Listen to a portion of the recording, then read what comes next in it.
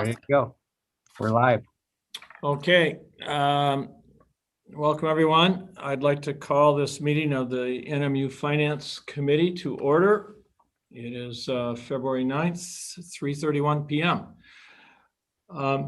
The agenda for today's meeting, everybody should have received. We have only one agenda item on it, and that is to hear a report from Vice President Leach and Mr. Beauchamp on the CPP draft audit of WNMU TV and WNMU FM. So with that, I will turn it over to you, Gavin. All right, thank you, Bob. Yeah, every year we're required to have a separate audit of our radio and TV station, which is funded through the Corporation for Public Broadcasting, which receive federal funds.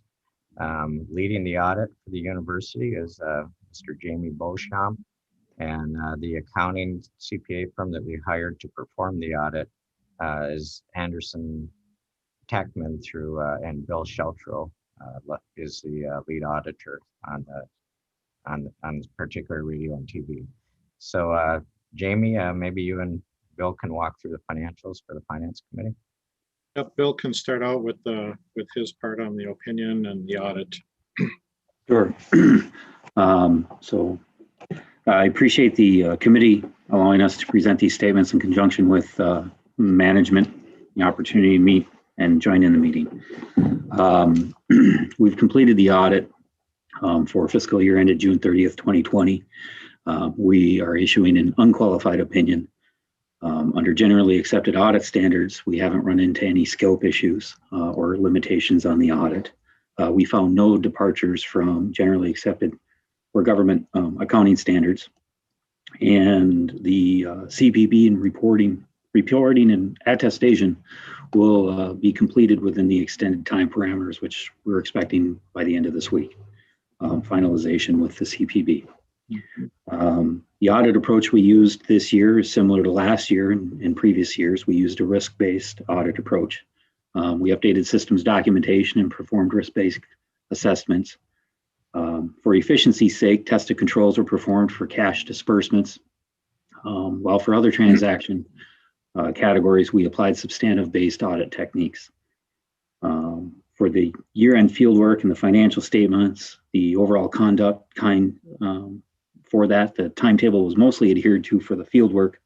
Due to some other delays related to COVID and some other audit issues unrelated to management or Anderson Tackman, the finalization of the retirement footnotes and the OPEB footnotes were held up a little bit,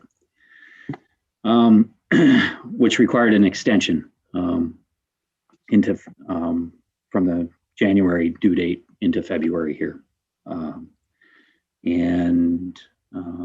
So while that was slowed by COVID, we didn't encounter any significant items. There weren't any significant deficiencies or material weaknesses within the audit that we found. Under the report to management, there weren't any issues to address from the previous year. And to reiterate, we found no material weaknesses that required reporting. And in the communications with those charged with governance and report on internal controls, again, there were no exceptions in either of those reports, nothing special to notate. And that would conclude my part of the report. Thanks, Bill. Jamie, did you want to add anything? Yeah, well, I'll just do a brief review of the financial statements themselves.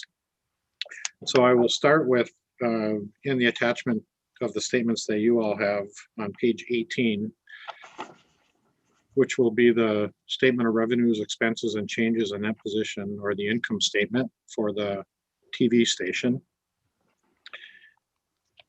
As you look down near the bottom, most of the way down to the bottom of that statement, you'll see where it says increase in net position. In the fiscal year 2020 column is 1,123,541. So that's the increase in the net position or bottom line for the TV station for FY20. Just a few comments to make in leading to that increase is up at the top in the operating revenue section. You will see that increased by about 260,000 over the prior year. And that is mainly the amount of CARES funding is recorded there, the CARES funding that was received for the TV station. Down in the operating expenses section, you'll see that those reduced by about 45,000, about 2.5%. So they were able to bring those down a little bit through the year. Then in the non-operating revenues expenses section, two items that I'll point out. First of all, the line item that says contributions increased by just a little under 57,000 from the prior year, and that is donations. And there were no individual large amount, no, one contribution that increased that. There was just an overall increase in donations over that fiscal year. In the capital grants line, that's the other line that increased quite a bit by about 240,000, and that was due to the funding, the FCC funding for the TV repack project. So those are just a few main items on the income statement that I wanted to bring up for the TV station. If you were to go from page 18 to page 16, and page 16 is the balance sheet or statement of net position for the TV station. That went up near the top in the current assets. You'll notice that that went up by about 660,000 over the prior year, mainly in accounts receivable. And that is due to at June 30, almost all of that accounts receivable was amounts due from the FCC for the TV repack. And just one comment I'll make there, I just checked in 2 days, we have received almost all of the money. We're down to about the last $30,000 to receive from them for that project. So, so that's good. In the non-current assets, the capital assets line item, you'll see went up about 550,000 over the prior year, and that's due to the assets capitalized related to the TV repack project. As you go down into the liability section, the current liabilities and non-current liabilities section, you'll see a couple lines in the current liabilities, 23,669, and the non-current liabilities, 66,610. You'll see that there were no amounts there for those items last year, and that those are the amounts related to the FY20 employee buyouts, where those got the liabilities for those sections there. So those are the couple comments I wanted to make on the TV station. So then if we go move to page 19, which is the statement of revenues, expenses, and changes in net position, or the income statement for the FM station. That one near the top in the operating revenues, you'll see that that went up about 117,000 over the prior year. And that is again due to the CARES funding that was received for the FM station. The operating expenses for the FM station, you'll see had a significant increase. That for this year have a couple items there, mainly the buyouts there.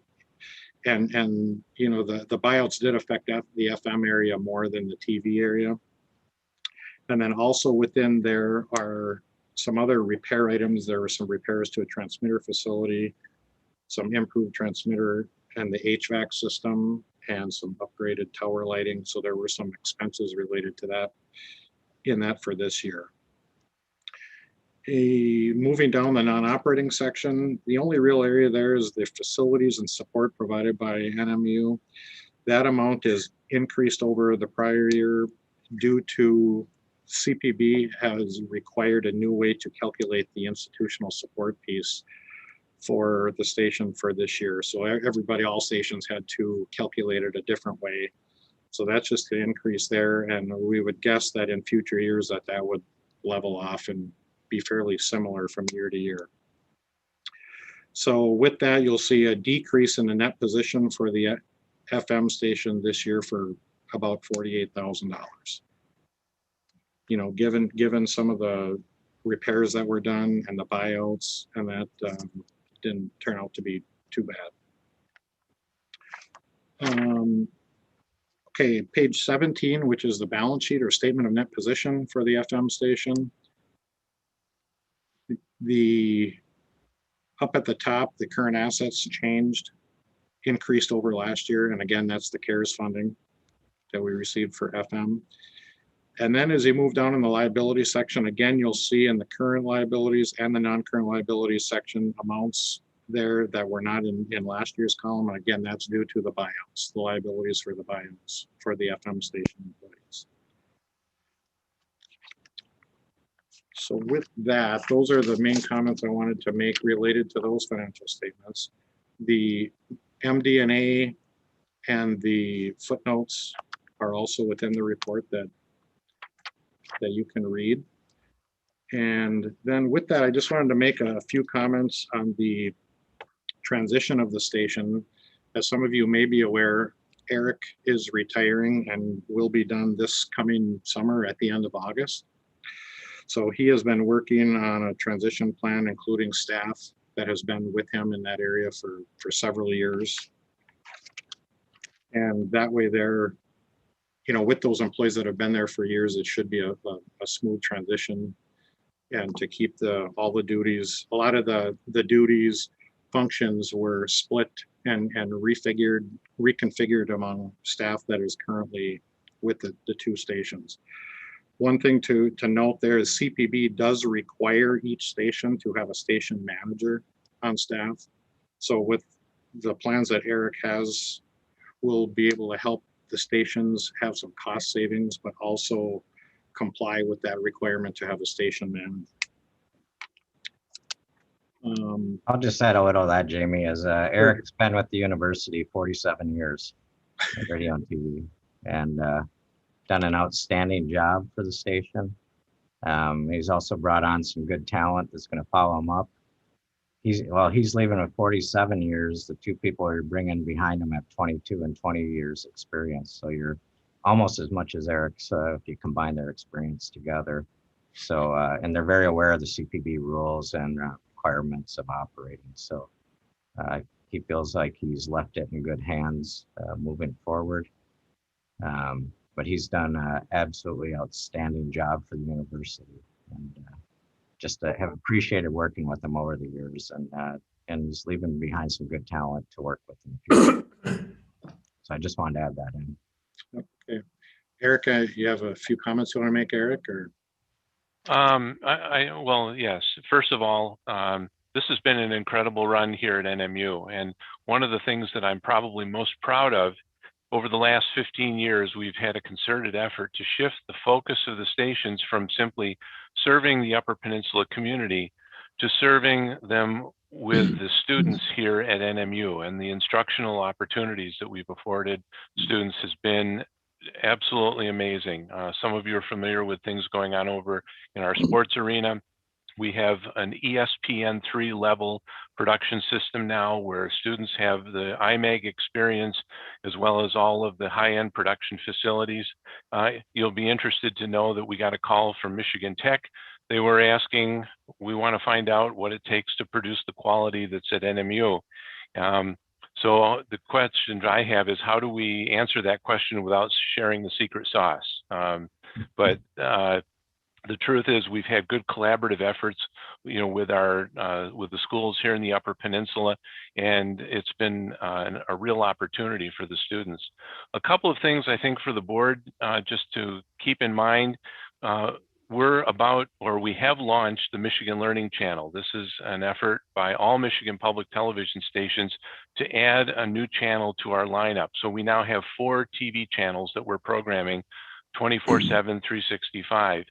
And what's unique about the Michigan Learning Channel is it's tied directly to the K-12 schools, the home learners, and the students who need additional support in their learning. It's being done in conjunction with the teachers. This is not something that teachers are said, here, go ahead, see if you can use it, but it's an effort designed to get them and their curriculum aligned with some of the things that are available through television, so that even learners without broadband access can now have access to instructional content. So whether you're online or you're viewing off of a television channel, Northern is now taking a central role in helping students gain that additional content. And we are also really tuned in to what's about to come from a technology perspective with ATSC3. And rather than go into the technical definition for you, it's simply next generation broadcasting, which essentially takes the internet signal and allows you to broadcast that type of content. The unique part about ATSC3 is you can segment a particular TV set with particular content. And in conjunction with the university's EAN service, ATSC3 opens up some impressive capabilities, and I think positions us well to take advantage of new technologies in the future. So I'd like to thank the university and especially Gavin and our president for the opportunity, and especially the board for making sure that these stations are able to provide the services that we do, because we certainly have an entire Upper Peninsula community that really appreciates having them available. Thanks, Eric. So I think I need to turn it back over to Bob at this point. Any questions from here, the Finance Committee?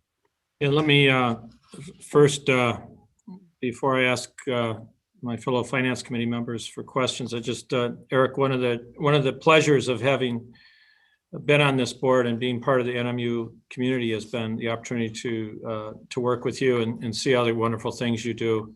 I think I speak on behalf of all the board, present and past, expressing appreciation for that.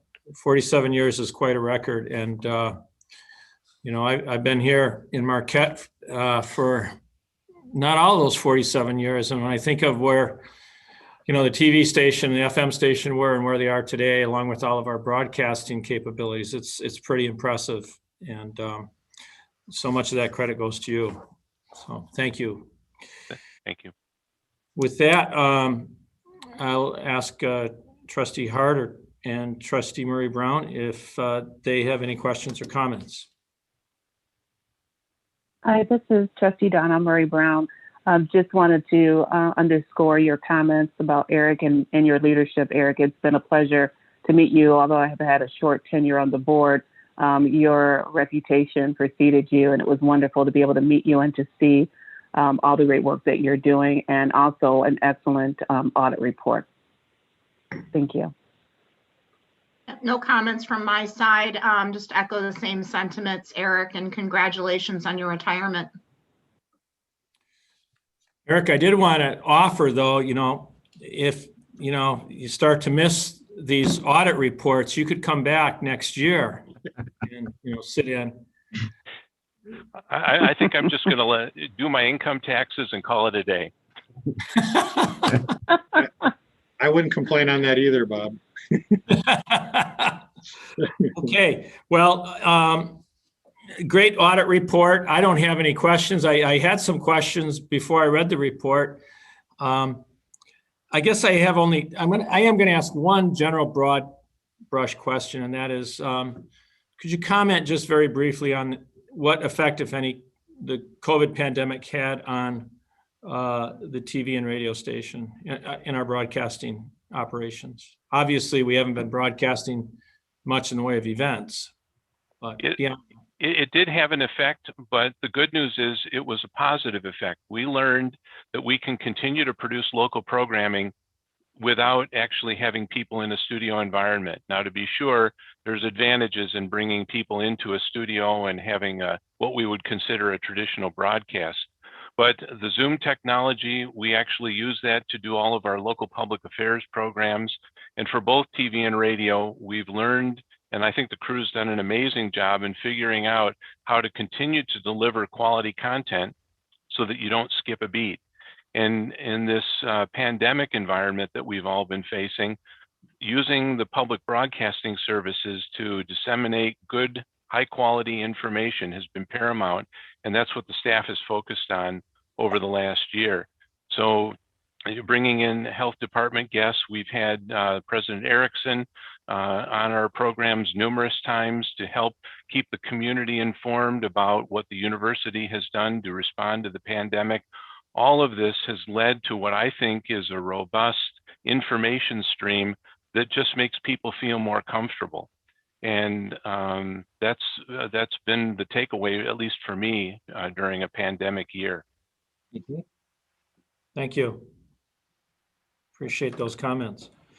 Well, with no further questions from the Finance Committee members, at this time, I would ask for a motion to accept the audited financial reports for WNMU-FM and WNMU-TV. So moved. Second. Support.